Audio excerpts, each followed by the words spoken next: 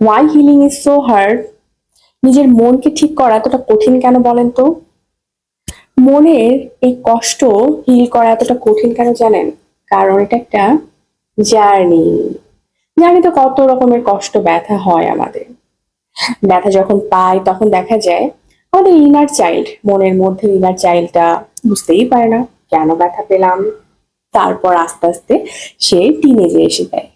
টিনেজে আসার পর সে আমাদেরকে প্রশ্ন করতে থাকে, কেন ব্যথা পেলাম, কেন আমার সাথে সেরকম করলো, কেন আমাকে বাইরে অ্যাডজাস্ট করতে এত কষ্ট হচ্ছে। আমাদের মনের মধ্যে বারবার প্রশ্ন করতে থাকে। প্রশ্ন করতে করতে দেখা যায় সে অ্যাডাল্ট হয়ে যায়।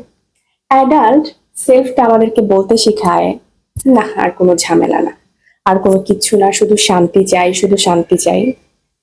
তারপর আমরা শান্তির খোঁজে সেই কষ্টগুলোকে হিল করতে শিখে যাই।